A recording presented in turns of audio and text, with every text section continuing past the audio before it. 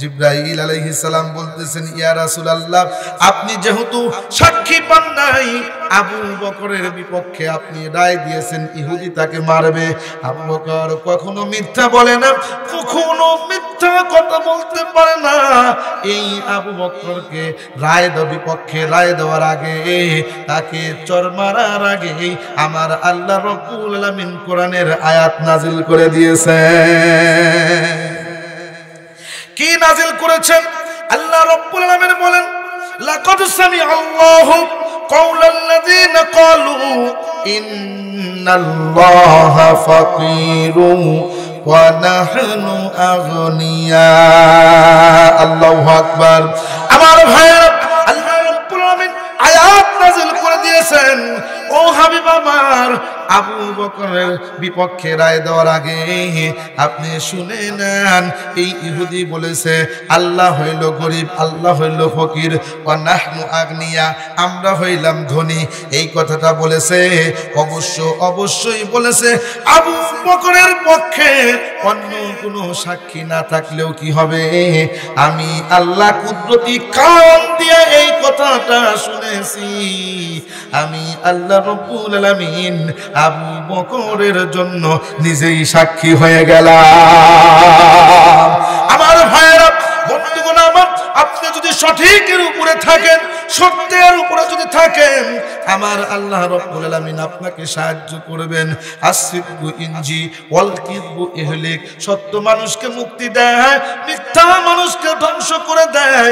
সেই জন্য সর্বদা সত্যের উপরে চলবেন, সর্বদা সত্যের উপরে চলবেন, মিথ্যা কথা পরিহার করে চলবেন। আল্লাহ রাসূল সাল্লাল্লাহু আলাইহি ওয়াসাল্লাম বলেন, আমার সাহাবী তারা আল্লাহ রাসূলকে এত ভালোবাসে, নিজের জীবন দিতে রাজি, রাসূলের অপমান শুনতে তারা কখনো রাজি না। জোরে বলেন সুবহানাল্লাহ। আমার ভাইরা, অত্যন্ত গভীরভাবে লক্ষ্য করবেন, আমরা যেহেতু আদম আলাইহিস সালাতু ওয়াস সালামের সন্তান, আমরা তো সব সেই জান্নাতের ভিতরে।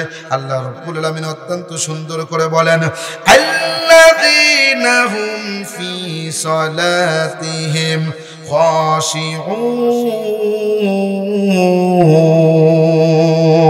সাতটি আমল যারা করবে তারাই হবে জান্নাতুল ফিরদাউসের ওয়ারিস।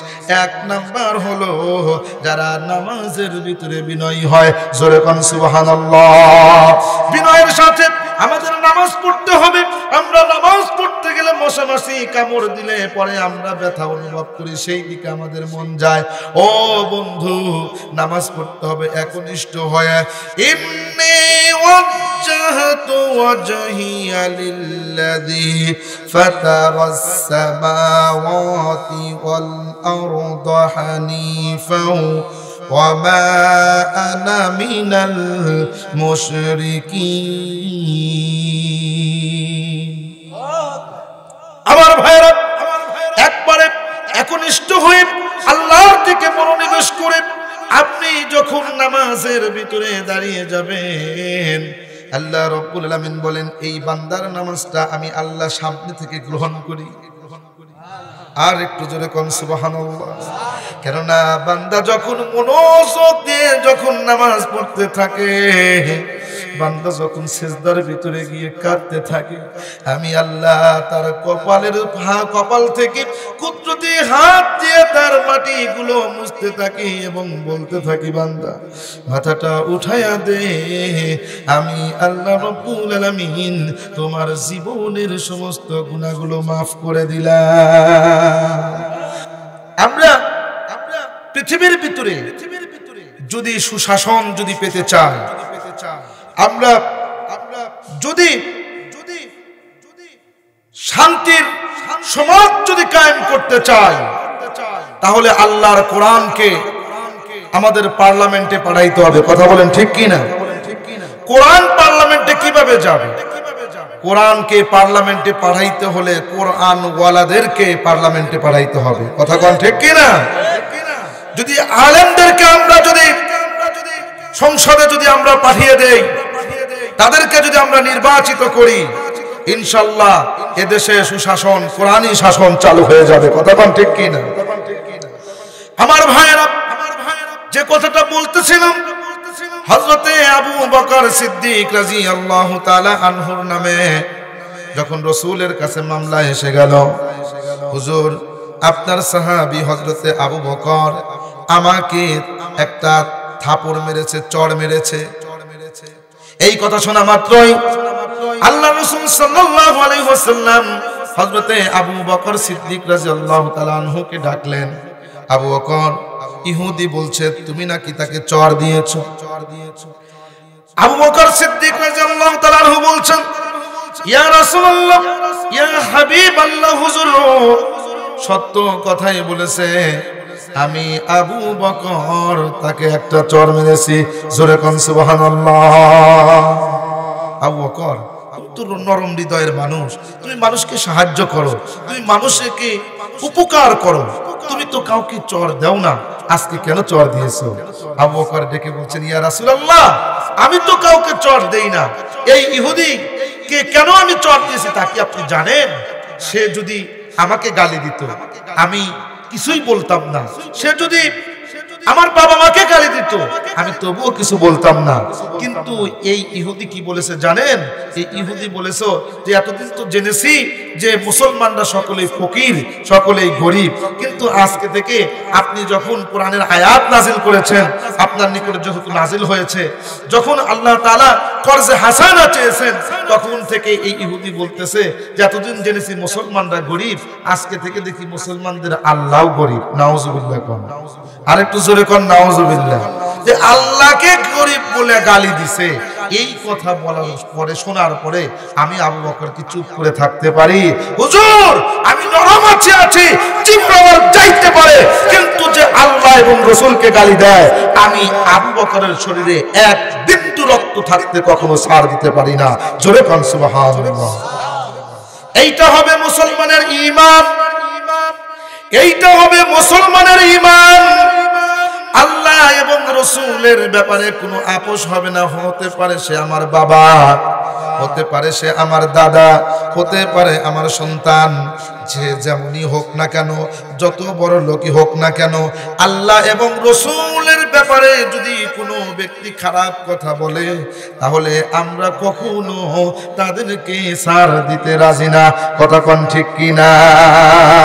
আমার ভাইয়েরা, হযরতে আবু বকর সিদ্দিক রাদিয়াল্লাহু তাআলা আনহু যখন বললেন সে আল্লাহকে গালি দিয়েছে, এই কথা শোনার পরে আল্লাহর রাসূল ইহুদিকে বলতেছে, ইহুদি দোষটা তো তোমারই, তুমি যদি আল্লাহকে গালি না দিতে তাহলে তো আমার আবু বকর তোমাকে চড় মারতো না, তুমি কেন গালি দিলাম?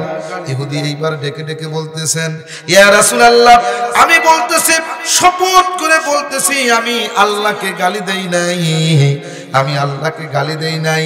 আল্লাহর রাসূল সাল্লাল্লাহু আলাইহি ওয়াসাল্লাম আবু বকরকে বলতেছেন, আবু বকর তুমি তো বলতেছো সে আল্লাহকে গালি দিয়েছে, কিন্তু সে তো নিজে স্বীকার করতেছে না। সে যখন স্বীকার হচ্ছে না, সে যখন স্বীকৃতি দিচ্ছে না যে আল্লাহকে গালি দিয়েছে, তাহলে তোমার পক্ষে তো একজন সাক্ষী দরকার। এখন সাক্ষী পেশ করতে হবে। আবু বকর তুমি সাক্ষ্য দেখাও যে অমুকের সামনে উনি আল্লাহকে গালি দিয়েছে, একজন সাক্ষী নিয়ে আসো। আবু বকর সিদ্দিক বলেন, ইয়া রাসূলুল্লাহ, ইয়া হাবিবাল্লাহ, হুজুর আমার তো কোনো সাক্ষী নাই, আমি কিভাবে সাক্ষী পেশ করব? আমি কিভাবে সাক্ষী পেশ করব? আমার তো কোনো সাক্ষী নাই। কেননা সে গালি দিয়েছে এইটা ঠিক, তবে আমি তো মিথ্যা কথা বলি না। ইয়া রাসূলুল্লাহ, আপনি জানেন আমি তো কখনো মিথ্যা কথা বলি না, আপনি তো আমাকে সিদ্দিক উপাধি দিয়েছেন। যখন আল্লাহর রাসূল মিরাজ করে এসেছিলেন, কাফেরেরা বিশ্বাস করলো না। কাফেরেরা যখন বিশ্বাস করতেছিল না, তখন হযরতে আবু বকর সিদ্দিক রাদিয়াল্লাহু তাআলা আনহুর কাছে এক কাফের ডেকে ডেকে বলতেছেন যে, শোনো, তোমাদের নবী মুহাম্মদ নাকি রাতের ভিতরে মিরাজ করে এসেছেন, সেই 7 দবক আসমান পাড়ি দিয়ে এখানে এসেছেন, সেখানে গিয়েছে আবার এসেছে, তুমি কি এইটা বিশ্বাস করো নাকি?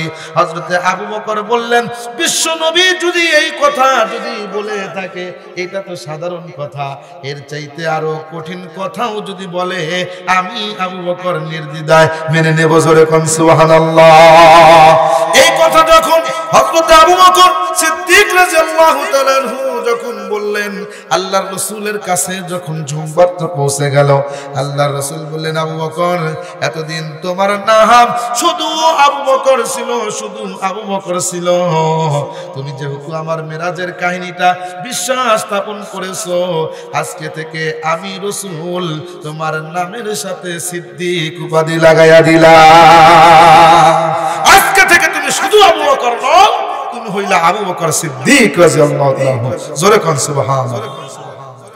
আমার ভাইরা গভীরভাবে লক্ষ্য করবেন। এইবার আল্লাহর রাসূল বলতেছেন, আবু বকর, আমি জানি তুমি কখনো মিথ্যা কথা বলবে না, কিন্তু কোর্ট তো কখনো মুখের কথায় চলে না, সাক্ষী তো লাগবে। কেননা ইসলামিক কোর্টে যখন বিচার দিয়েছে ইহুদি, এখন তো তোমার সাক্ষী দেওয়া লাগবে, সাক্ষ্য পেশ করা লাগবে। যদি সাক্ষী যদি না আনতে পারো, তাহলে আমি রাসূল তোমার বিপক্ষেই কিন্তু আমি রায় দিয়ে দিব। বলে, বিপক্ষে রায় দিলে হুজুর এখন কি করব? আমার তো অন্য কোনো সাক্ষী এই জায়গায় নাই। বোঝেন নাই কথা? আমার তো এখনো অন্য কোনো সাক্ষী নাই, আল্লাহ ছাড়া তার কেউ শোনে নাই। আল্লাহ কিভাবে সাক্ষী দেবে আমাদের মাঝে? আল্লাহ রাসূল বললেন, আবু বকর, যেহেতু তুমি তাকে সাক্ষী থাপড় দিয়েছো, চর দিয়েছো, সে তো অস্বীকার করতেছে, তুমি তো সাক্ষী এই জায়গায় উপস্থিত করতে পারো নাই। সুতরাং আমি রাসূল এই জায়গায় ঘোষণা করে দিলাম, এই ইহুদিকে তুমি যত জোরে একটা চর মেরেছো, এই ইহুদি সকলের সামনে তোমাকে তত জোরে একটা চর মারবে। জোরে কর নাউজুবিল্লাহ, আর একটু জোরে কর নাউজুবিল্লাহ। এই কথা যখন বললেন আল্লাহর রাসূল সাল্লাল্লাহু আলাইহি ওয়াসাল্লাম ইহুদিকে বললেন, ও ইহুদি, তুমি চর দিয়ে দাও। দেখেন, আমার নবী কখনো স্বজন প্রীতি করতেন না, ইসলামের রায়ের উপরে তিনি চলাচল করতেন। ইহুদি যখন খুশি হয়ে আবু বকরকে যখন চর মারার জন্য অগ্রগণ্য হয়েছে, সামনে এগিয়েছে, ইতো বছরে দেখা যায় জিবরাইল আলাইহিস সালাম আসার আওয়াজ পাওয়া যায়। জোরে কোন সুবহানাল্লাহ। জিবরাইল আলাইহিস সালামের আওয়াজ পাওয়া যায়। আমার নবী ওই সময় ওই ইহুদিকে ডেকে বললেন, ও ইহুদি, তুমি এখন একটু থামো, আগেই চরটা মেরো না। কেননা জিবরাইল আমিন কেন যেন আসতে চাই, এই মুহূর্তে কেন আসে একটু জানা দরকার। বন্ধুগণ আমার, হযরত জিবরাইল আলাইহিস সালাতু ওয়াস সালাম যখন আসলেন, এইবার আল্লাহর রাসূল তাকে জিজ্ঞাসা করলেন, ও জিবরাইল, এই মুহূর্তে কেন? জিবরাইল আলাইহিস সালাম বলতেছেন, ইয়া রাসূলুল্লাহ, আপনি যেহেতু সাক্ষী পান নাই, আবু বকরের বিপক্ষে আপনি রায় দিয়েছেন ইহুদি তাকে মারবে। আবু বকর কখনো মিথ্যা বলে না, কখনো মিথ্যা কথা বলতে পারে না। এই আবু বকরকে বিপক্ষে রায় দেওয়ার আগে, তাকে চর মারার আগে আমার আল্লাহ রাব্বুল আলামিন কোরআনের আয়াত নাজিল করে দিয়েছেন। কি নাজিল করেছেন? আল্লাহ রাব্বুল আলামিন বলেন, লাকাদ সামিআল্লাহু কাওলাল্লাযীনা ক্বালু ইন্নাল্লাহা ফাকীরুন ওয়া নাহনু আগনিয়া। আল্লাহু আকবার। আমার ভাইরা, আল্লাহ রাব্বুল আলামিন আয়াত নাযিল করে দিয়েছেন, ও হাবিব আমার, আবু বকরের বিপক্ষে রায় দেওয়ার আগে আপনি শুনে নেন। এই ইহুদি বলেছে আল্লাহ হইল গরিব, আল্লাহ হইল ফকির, ওয়া নাহনু আগনিয়া, আমরা হইলাম ধনী। এই কথাটা বলেছে, অবশ্যই বলেছে আবু বকরের পক্ষে অন্য কোনো সাক্ষী না থাকলেও কি হবে, আমি আল্লাহ কুদরতি কান দিয়ে এই কথাটা শুনেছি। আমি আল্লাহ রাব্বুল আলামিন আবু বকরের জন্য নিজেই সাক্ষী হয়ে গেলাম। আমার ভাইরা, বন্ধুগণ আমার, আপনি যদি সঠিকের উপরে থাকেন, সত্যের উপরে যদি থাকেন, আমার আল্লাহ রাব্বুল আলামিন আপনাকে সাহায্য করবেন। আসিদকু ইনজি ওয়াল কিযবু ইহলিক, সত্য মানুষকে মুক্তি দেয়, মিথ্যা মানুষকে ধ্বংস করে দেয়। সেই জন্য সর্বদা সত্যের উপরে চলবেন, সর্বদা সত্যের উপরে চলবেন, মিথ্যা কথা পরিহার করে চলবেন। আল্লাহ রাসূল সাল্লাল্লাহু আলাইহি ওয়াসাল্লাম বলেন, আমার সাহাবী তারা আল্লাহ রাসূলকে এত ভালোবাসে, নিজের জীবন দিতে রাজি, রাসূলের অপমান শুনতে তারা কখনো রাজি না। জোরে কোন সুবহানাল্লাহ। আমার ভাইরা অত্যন্ত গভীরভাবে লক্ষ্য করবেন, আমরা যেহেতু আদম আলাইহিস সালাতু ওয়াস সালামের সন্তান, আমরা তো সব সেই জান্নাতের ভিতরে। আল্লাহ রাব্বুল আলামিন অত্যন্ত সুন্দর করে বলেন, আল্লাযীনা হুম ফি সালাতিহিম খাশিউন। সাতটি আমল যারা করবে তারাই হবে জান্নাতুল ফিরদাউসের ওয়ারিস। এক নাম্বার হলো যারা নামাজের ভিতরে বিনয়ী হয়। জোরে কোন সুবহানাল্লাহ। বিনয়ের সাথে আমাদের নামাজ পড়তে হবে। আমরা নামাজ পড়তে গেলে মশা মাছি কামড় দিলে পরে আমরা ব্যথা অনুভব করি, সেই দিকে আমাদের মন যায়। ও বন্ধু, নামাজ পড়তে হবে একনিষ্ঠ হয়ে।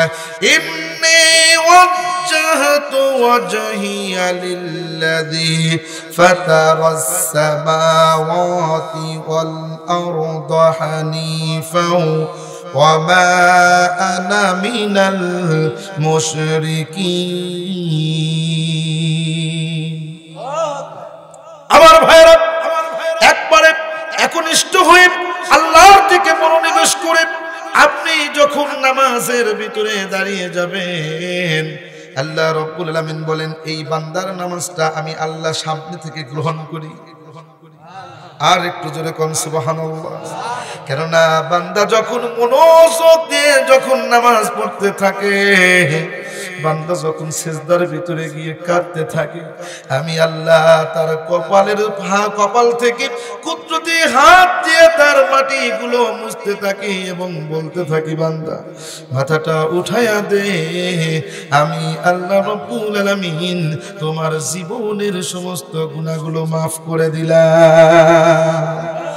সেই জন্য আমাদের নামাজ পড়তে হবে, একদম মনোযোগ দিয়ে আমাদের নামাজ পড়তে হবে। আল্লাহর রাসূল বলেন, কোরআনের ভিতরে আল্লাহ বলেছেন, এই সাতটি আমল যার ভিতরে থাকবে তারাই হবে জান্নাতুল ফিরদাউসের ওয়ারিস।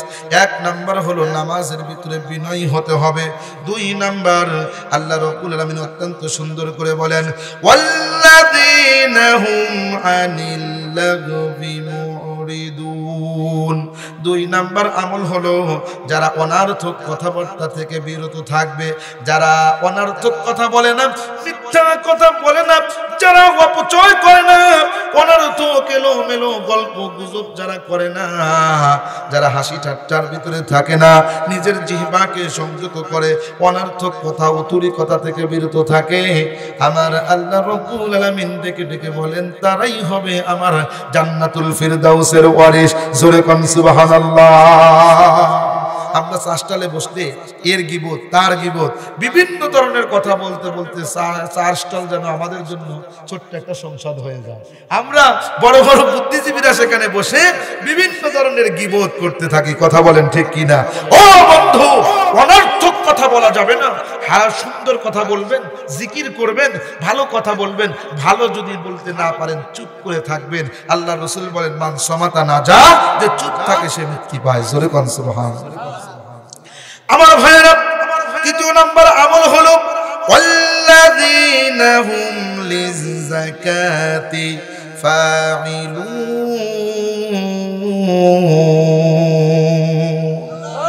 বিরক্ত হচ্ছেন আপনারা? আলোচনা কি চলবে? আমার ভাইরা, তিন নাম্বার হলো আল্লাহ রাব্বুল আলামিন যদি আপনাকে কোনো সম্পদ যদি দিয়ে থাকে, আমলের নিয়তে শুনবেন, আমল করার চেষ্টা করবেন। ও বন্ধু, যদি গান বাজনা করতাম, যদি কিছু হাসি কৌতুক যদি করতাম, এই কান দিয়ে শুনতেন, ওই কান দিয়ে বের করতেন, গুনাহ হয়ে যেত। কিন্তু কোরআনের কথাগুলো বলতেছি, প্রত্যেকটা আয়াতের বিনিময়ে আল্লাহ রাব্বুল আলামিন আপনার আমলনামায় নেকি লিখে দিচ্ছেন। জোরে কোন সুবহানাল্লাহ। আর আমলিয়াতের কথাগুলো বলতেছি, আপনি যদি আমল করতে পারেন, আল্লাহ রাব্বুল আলামিন আপনাকে জান্নাতুল ফিরদাউসের মালিক বানায় দিবেন। জোরে কোন সুবহানাল্লাহ। যদি আপনাকে তিন নাম্বার আমল হলো, যদি আপনাকে আল্লাহ রাব্বুল আলামিন যদি সম্পদ দান করে থাকেন, তাহলে যাকাত আদায় করতে হবে। চার নাম্বার আমল হলো ওয়াল্লাযীনা হুম লিফুরুজিহিম হাফিজুন। আল্লাহ রাব্বুল আলামিন বলেন, যারা নিজের লজ্জাস্থানকে হেফাজত করবে ওই সমস্ত ব্যক্তিরা জান্নাতুল ফিরদাউসের ওয়ারিস হবে। কেননা নিজের লজ্জাস্থান হেফাজত করা কত বড় দায়িত্ব। আল্লাহর রাসূল বলেন, কোন ব্যক্তি যদি দুই চোয়ালের মাঝখানে যেই অঙ্গটা আছে জিহ্বা এবং দুই রানের মাঝখানে যে লজ্জাস্থান আছে অঙ্গ, এই দুইটা অঙ্গের যদি কোনো ব্যক্তি জিম্মাদার হতে পারে, এই দুইটা অঙ্গের যদি দায়িত্ব যদি কোনো ব্যক্তি নিতে পারে, আমি রাসূলুল্লাহ কিয়ামতের ময়দানে তার জান্নাতে যাওয়ার জন্য জিম্মাদার হয়ে যাব। জোরে কোন সুবহানাল্লাহ। আজকে এই দুইটা দিয়ে গুনাহ অনেক বেশি। মুখ দ্বারা আমরা মিথ্যা কথা বলি, গীবত করি, মানুষের চর্চা নিন্দা দুর্নাম করি। এই মুখ দ্বারা আমরা হারাম মাল ভক্ষণ করি। এই মুখের পবিত্রতা আমরা রক্ষা করতে পারি নাই। আর লজ্জাস্থানের হেফাজত তো আরো করতে পারি নাই। জেনা, ব্যভিচার, বিভিন্ন ধরনের গুনাহ আমরা করতেছি। ও বন্ধু, মনে রাখবেন, আল্লাহ রাসূল বলেন, কেউ যদি তার মুখটাকে হেফাজত করতে পারে এবং তার লজ্জাস্থানকে হেফাজত করার জিম্মাদারি যদি গ্রহণ করতে পারে, আমি রাসূল তার জন্য জান্নাতের জিম্মাদার হয়ে যাব। আমার ভাইয়েরা মনোযোগ দিয়ে শুনবেন। 4 নাম্বার চলে গেল। আল্লাহ রাসূল সাল্লাল্লাহু আলাইহি ওয়াসাল্লাম এরপরে বলছেন 5 নাম্বার হলো ওয়াল্লাযীনা হুম লিআমানাতিহিম ওয়া আহদিহিম রাউন। 5 নাম্বার হলো যারা নিজেদের আমানতকে রক্ষা করবে, আমানতের খেয়ানত করবে না। যারা আমানতকে রক্ষা করে, আল্লাহর রাসূল বলেন 5 নাম্বার গুণ যেন তাদের ভিতরে পাওয়া গেল, তারা জান্নাতুল ফিরদাউসের ওয়ারিস হয়ে যাবে। আমাদের ভিতরে আজকে আমানত নাই। যদি কেউ যদি কোনো টাকা যদি কারো কাছে আমানত হিসেবে রাখে, নিজের মনে করে খরচ করি, কথা কোন ঠিক কি না? মেম্বার, চেয়ারম্যান, এমপি, সরকারের পক্ষ থেকে তাদের কাছে বিভিন্ন সম্পদ দেওয়া হয় আমানত স্বরূপ। আমানতের সম্পদ তারা কেমন ভাবে নিজের মনে করে ব্যবহার করে, কিছু দেয়, কিছু বিক্রি করে দেয়, কথা কোন ঠিক কি না? এমনকি বিধবা ভাতা কার্ড দিতে গেলেও 1500 1000 খায় ফেলায়, কথা কোন ঠিক কি না? এই তো আমানত। রাস্তার কাজ, এইটা হলো আমানত। কিন্তু কাজটা করতে যায়া অনেক টাকা তারা সেখানে লোপাট করে ফেলে, কথা কোন ঠিক কি না? ও বন্ধুরে, মনোযোগ সহকারে শুনবেন। যারা জনপ্রতিনিধি হয়েছেন, আমানত তা সমস্ত বাংলাদেশের সমস্ত নাগরিকের সম্পত্তির আমানতদারি তাদেরকে দেওয়া হয়েছে। তারা যদি এই সম্পত্তির আমানত যদি রক্ষা করতে না পারে, কিয়ামতের ময়দানে প্রত্যেকটা নাগরিকের কাছে তাদের ক্ষমা চাইতে হবে। প্রত্যেকটা নাগরিকের কাছে তারা ঋণ থাকবে। একটা নাগরিক যতক্ষণ পর্যন্ত এই সম্পদের হিসাবটা মাপ না করবে, ততক্ষণ পর্যন্ত ওই ব্যক্তি আল্লাহর জান্নাতে যাইতে পারবে না। মেম্বার, চেয়ারম্যান হওয়ার জন্য পাগল হই, একটু চিন্তা ভাবনা করি। এই যে সম্পত্তিটা নষ্ট করলাম, কিয়ামতের ময়দানে কিভাবে আল্লাহর কাছে হিসাব দেব? আমার ভাইরা, আল্লাহ রাসূল বলেন, এই আমানত যারা রক্ষা করতে পারে না, এই সমস্ত ব্যক্তিরা হলো মুনাফিক। কেননা রাসূল হাদিসের ভিতরে স্পষ্ট করে বললেন, আয়াতুল মুনাফিকি সালাসুন, মুনাফিকের আলামত হলো কয়টা? 3টা। ইদা হাদাসা কাযিবা, কথায় কথায় মিথ্যা বলা। ওয়া ইদা ওয়াদা আখলাফা, যখন তার নিকট ওয়াদা করা হয় ওয়াদাকে খেলাফ করে। এবং ওয়া ইদা তুমিনা খানা, যখন তার নিকটে কোনো একটা জিনিস আমানত রাখা হয়, এই আমানতের জিনিসটা খেয়ানত করে। এই 3টা আলামত যেই মানুষগুলোর ভিতরে পাওয়া যাবে, সেই হলো মুনাফিক। আর মুনাফিক যে হবে, আল্লাহ পাক তার জন্য বলতেছেন, ইন্নাল মুনাফিকিনা ফিদ দারকিল আসফালি মিনান নার। মুনাফিকের জন্য জাহান্নামের তলদেশ রয়েছে। জোরে কান নাউজুবিল্লাহ। জাহান্নামের তলদেশের ভিতরে মুনাফিককে আল্লাহ স্থায়ী দিবে। ও বন্ধুগণ আমার, আল্লাহ পাক সেই জন্য বলতেছেন, তোমরা আমানতের খেয়ানত করো না, আমানতদারি রক্ষা করো। ওয়া আহদিহিম রাউন, এবং তোমরা ওয়াদাকে রক্ষা করো। দোকানদাররা বোঝে মানুষের ওয়াদা কেমন। বাকি নিয়ে এক দোকান থেকে বাকি নিয়ে ভাই সোমবার শুক্রবার থেকে ভাই বুধবারে দেব, আর দেখার কায়দা নাই। ওই দোকানের পাশ দিয়েই যায় না, আর এক দোকানে গিয়ে বাকি খায়। কথা বলেন ঠিক কি না? এমন চরিত্রের মানুষ বোধ হয় এই মূলকান্দি 10 খাদায় নাই। ও মূলকান্দি 10 খাদার মুসলমানেরা, এমন আমানত যদি, এমন আমানতদারে যদি হয়, তাহলে তো আপনি আমালান মুনাফিক হয়ে গিয়েছেন। আপনার করতে হবে কি? এই কাজগুলো বাদ দেন, আপনি ওয়াদাটা রক্ষা করবেন। আল্লাহ পাক বলেন, যারা ওয়াদা রক্ষা করে চলবে আল্লাহ রব্বুল আলামিন তাদেরকে জান্নাতুল ফিরদাউসের ওয়ারিস বানায়া দিবে। আজকে আমাদের ওয়াদা ঠিক নাই, ওয়াদা একদম আমরা নষ্ট করে ফেলেছি।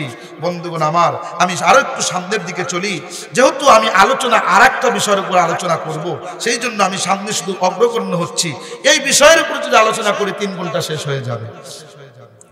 আমার ভাইয়েরা গভীরভাবে লক্ষ্য করবেন, আল্লাহ রাব্বুল আলামিন 7 নম্বর কথা বলছেন, ওয়াল্লাযীনা হুম আলা সালাওয়াতিহিম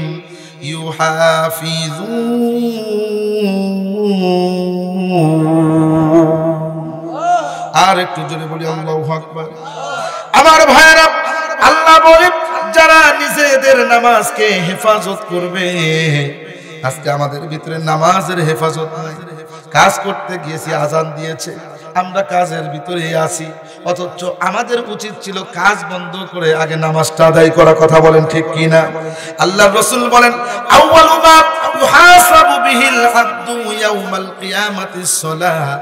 কিয়ামতের ময়দানে আল্লাহ রাব্বুল আলামিন সর্বপ্রথম নামাজের হিসাব নেবেন।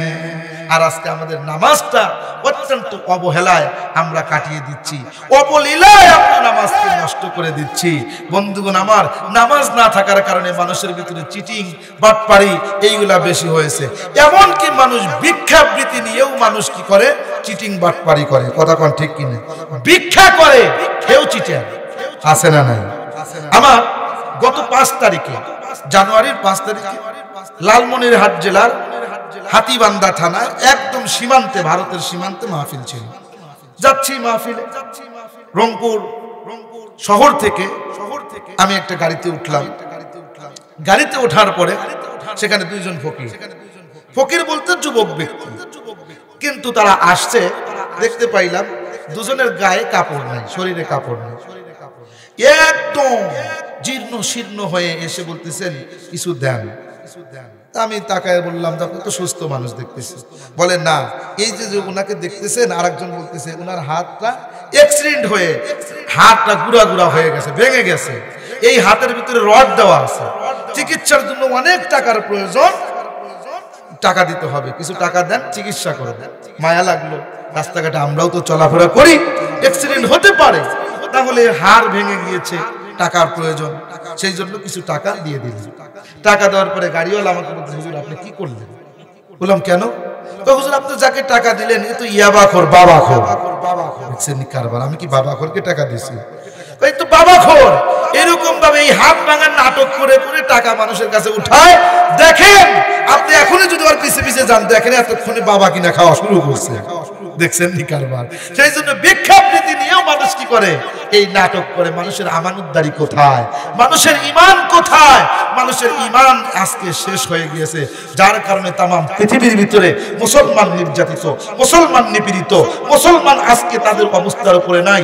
মুসলমান যদি তাদের অবস্থার উপরে থাকতো, বদরের যুদ্ধে 313 জন সাহাবীকে আল্লাহ আকাশ থেকে ফেরেশতা নাযিল করেয়া যেরকম ভাবে তাদের সাহায্য করে বিজয় দান করেছেন, আজও যদি মুসলমান লিল্লাহি তাকবীরের ধ্বনি দিয়ে যদি মাঠে নামতে পারত, বাংলার জমিনে নাস্তিক খুঁজে পাওয়া যাইতো না, যাইতো না, যাইতো না। কথা বলুন ঠিক কিনা? বন্ধুগণ আমার, নাস্তিক কেন? তারা মাথা চারা দিয়ে ওঠে কেন? আজকে আমাদের ঈমান দুর্বল। সিংহ শাবক, সিংহ ঘুমিয়ে থাকে, এই জন্য কুকুররা গেউ গেউ করে। কথা কয় না, কথা বলে না। সিংহ ঘুমিয়ে থাকে, এই জন্য কুকুরে ঘেউ ঘেউ করে। সিংহ যদি দাঁড়িয়ে উঠে যদি একটু হুঙ্কার দেয়, কুকুরকে ধরা লাগবে না, কুকুরের জাতি পালাতে বাধ্য হবে। মুসলমান জাতি ঘুমিয়ে থাকা যাবে না। মুসলমান যদি একবার লিল্লাহি তাকবীরের ধ্বনি দিয়ে মাঠে নামে, একটা নাস্তিকও খুঁজে পাওয়া যাবে না। কথা বলুন ঠিক কিনা? আমার ভাইরা, করে পবিত্র কোরআনে কারীমের ভিতরে বলছেন, কেন আল্লাহর ইবাদত তোমরা করবা না, অথচ তোমরা তো কিছুই ছিলে না। আল্লাহ রাব্বুল আলামিন বলেন, এই 7টা আমল যদি তোমরা করতে পারো তোমরাই হবে জান্নাতুল ফিরদাউসের ওয়ারিস। উলাইকা হুমুল ওয়ারিসুন।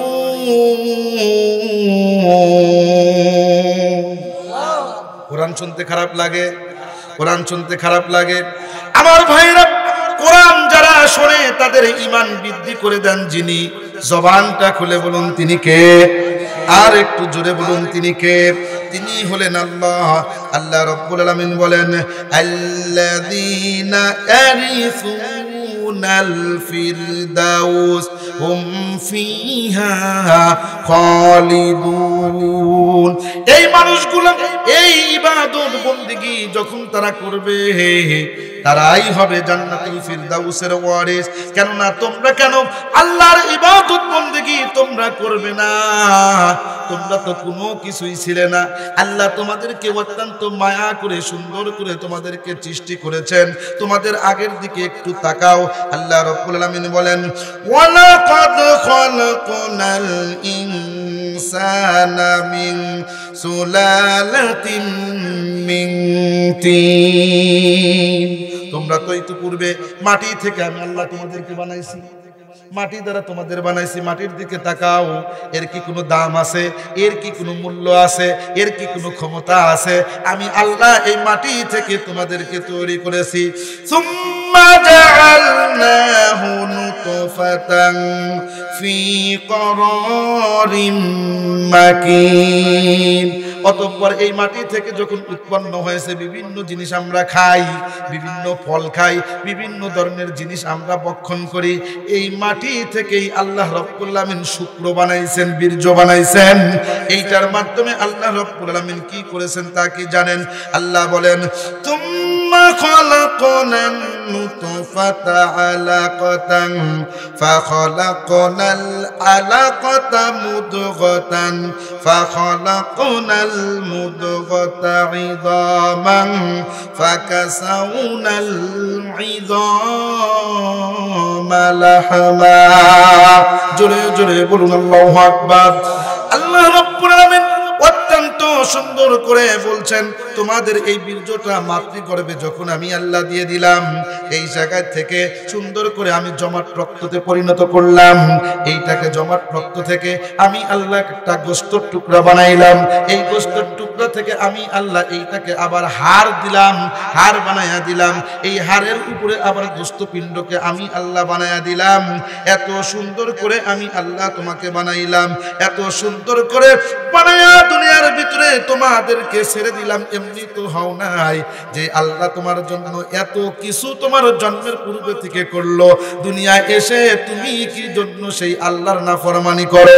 দুনিয়ার ভিতরে এসে তুমি কাজের জন্য জড়িয়ে পড়লা, দুনিয়ার ভিতরে এসে কৃষি কাজে মত্ত হইলা, ব্যবসা নিয়ে মত্ত হইলা, রাজনীতি নিয়ে মত্ত হইলা। সমস্ত কাজ করার সময় তোমার কাছে আছে, কিন্তু আমি আল্লাহ রাব্বুল আলামিনের কুদরতি কদমে সেজদা দেওয়ার সময় তোমার থাকে না। বান্দারে একটু চিন্তা করে দেখো, আয়নার সামনে গিয়ে দাঁড়াও, আমি আল্লাহ কত সুন্দর চেহারা তোমাকে দান করেছি। জোরে কোন, আরেকটু জোরে কোন সুবহানাল্লাহ। আমার ভাইরা, আল্লাহ রাব্বুল আলামিন সেই কথাটাই অত্যন্ত সুন্দর করে বলেন, ফাতাবারাকাল্লাহু আহসানুল খালিকিন।